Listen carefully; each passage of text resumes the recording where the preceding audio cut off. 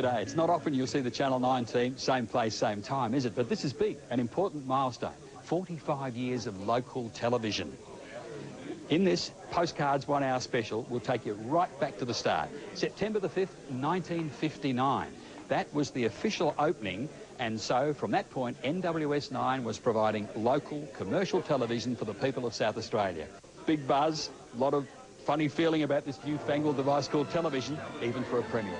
I wish the station every success, and I wish you, listeners, good viewing. Yes, listeners. Tom Playford certainly was from the old school when radio was king. And many of the first on-air performers, like our own Kevin Crease, made the transition from local stations. Creasy came from 5DN, others like Lionel Williams moved over from 5KA to try their hand at what would become the dominant force in the entertainment industry. Hey, look, it's over here on Channel 9. Tune us in, world. Here we come.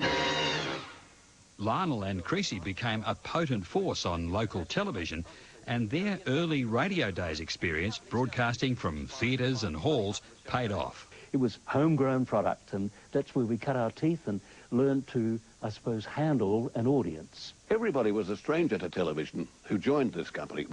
Most of us came out of radio or out of newspapers. And that print media connection made sense, given that the television licence for NWS9 had been purchased by a very young Rupert Murdoch. Murdoch had a lot riding on his investment as the brash, youthful proprietor of the Adelaide News who'd embraced this new medium called television. And so too did his newly appointed general manager, Bill Davies.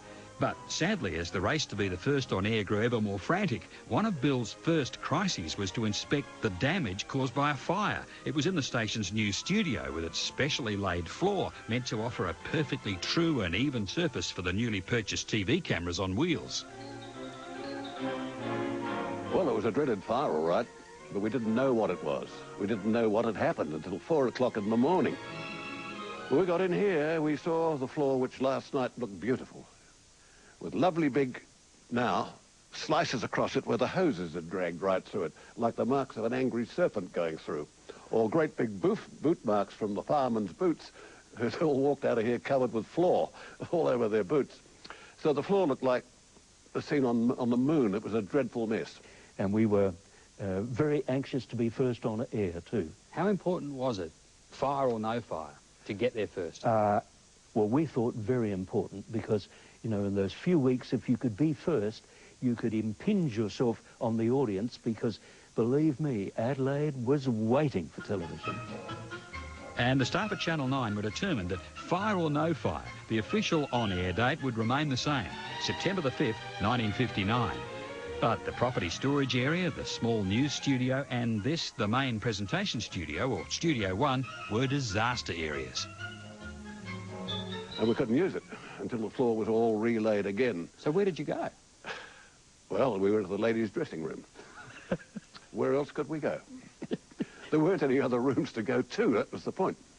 So, yes, the first things were done, the first live things were done in the girls' dressing room.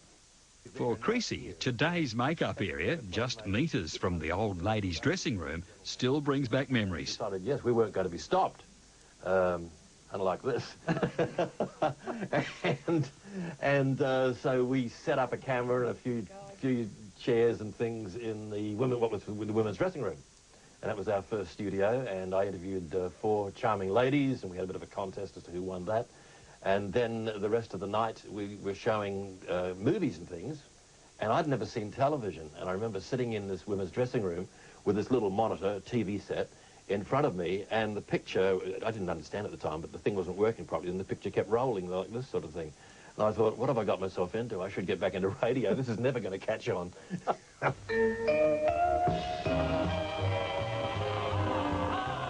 But, of course, it did, and soon a flurry of programs were in full swing from the Channel 9ers to Adelaide Tonight, with the occasional technical glitch. Well, on behalf of everybody in the show tonight, thank you very much, audience. It's a lovely audience tonight, too. And hi, you at home there. I hope you're going to enjoy everything that happens. You notice that with the advent of spring, we seem to get a pile of bird songs. Tonight is no exception. Have you noticed that? You have? Good. Because Melody Burke is here to sing for us Bye Bye Blackbird. Atta girl, Imelda.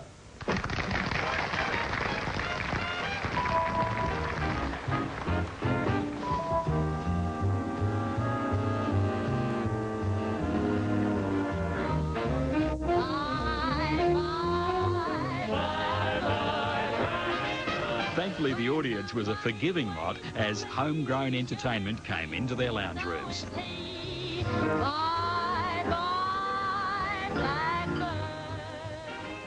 Later in the program, television's love affair with that other great Australian pastime, sport. But how about this for an early 60s ad with a cricketing legend? He's had a long association with Channel 9. Hi there. Just enjoying some ice Milo. Marvellous what a difference Milo makes to keep you in top form. It's marvelous what a difference Milo makes. Milo is best. The sporting scene, in sight and sound. The sporting channel all year round. Your favorite channel for sports, Channel 9.